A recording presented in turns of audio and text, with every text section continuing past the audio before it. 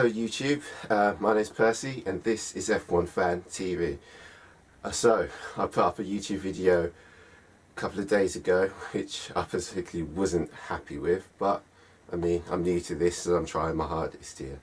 So I'm doing a new thing today, trying with the TV. If it doesn't show up well, I'll put pictures up of what I'm trying to explain.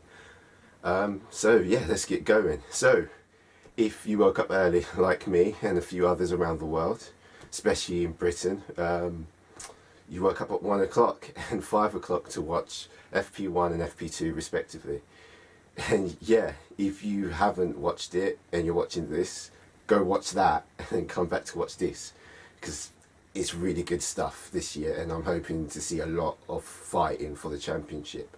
So with that said, the cars look amazing and they really brought me back to 2006 of Formula One and how the cars looked back then and how fast they were going.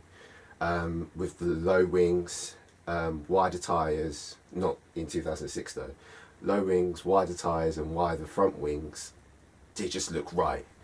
And if you could clearly see in the videos they were broadcasting earlier today that they were so quick and the downforce on it was amazing.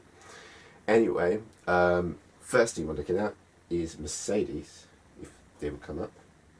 And yes, Mercedes. So they topped both of the timesheets with Lewis Hamilton first in FP1 and Bottas third in FP1. Yes, third in FP1, with Hamilton with a time recorded of a 1:24.2 and Bottas with a 1:24.8, which was about 700ths of a second slower, which is really good for Bottas because he's new to the team and quite frankly I expected him to be at least fourth. So he beat my expectations there. And also in FP2, Hamilton topped again with an amazing 1:23.6 and Bottas in Valtteri Bottas with a 1:24.1. Yeah. So to put that into perspective, the all-time record at Melbourne was done by Sebastian Vettel with a 1:23.5. Yes.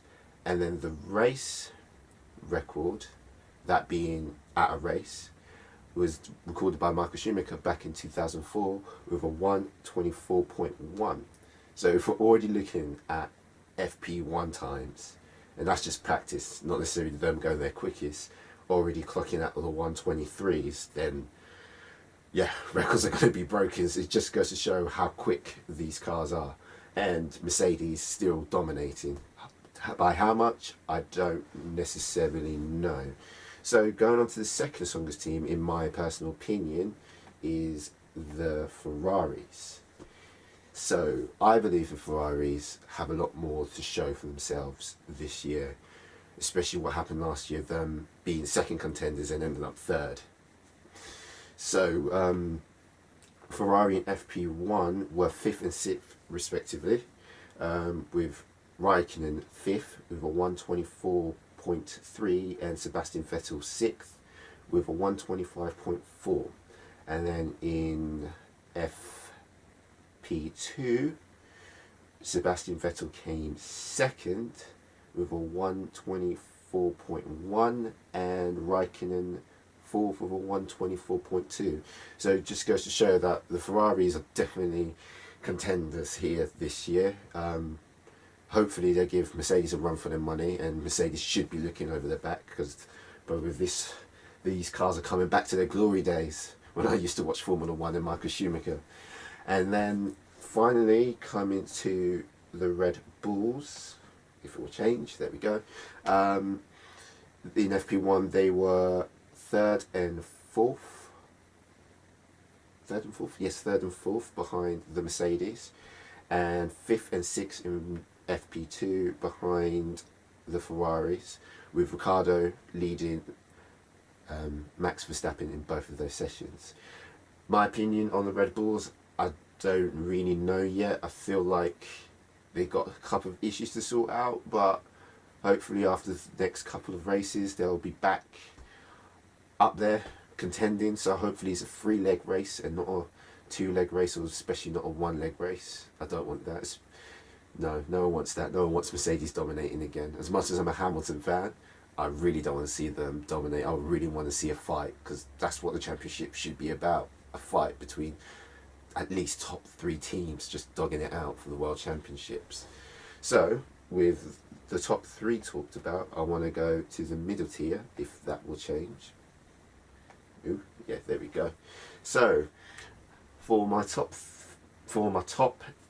tier teams in the top second tier teams, been looking at Force India, Sauber, Renault and Williams.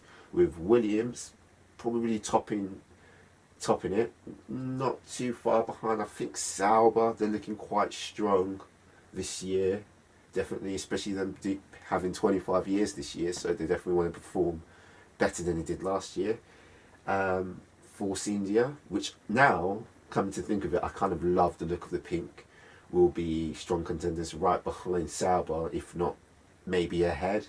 And then Renault being the last of the tier 2 teams, not quite up there yet. I don't think they make massive improvements over last year, but who knows, they could surprise me. So going on to my predictions for qualifying and the race, and yeah, again, still not changing. So for qualifying, I feel like it will be Lewis Hamilton in first position on pole, right behind him Valtteri Bottas, and then in third Sebastian Vettel. I say this because, well, if you look at this weekend, Hamilton has really aced it. Ferraris are looking strong, that's why I put them in third. And then Valtteri Bottas in second. Maybe he just still needs to get used to the Mercedes team and how the car works and then the engineering side, but he'll definitely be second. And then for my race prediction, I believe Hamilton will win, with Sebastian Vettel in second and Bottas in third. Because I still feel like Ferrari's got something up their sleeves, and I really feel like they're really strong this year. So that's my predictions. If you disagree, tell me why in the comments below. If you do agree, tell me why as well. If you have any views or any videos you want me to cover, also tell me. So follow me on Instagram, where I mainly post, Facebook, Twitter, and subscribe here. Thank you and bye.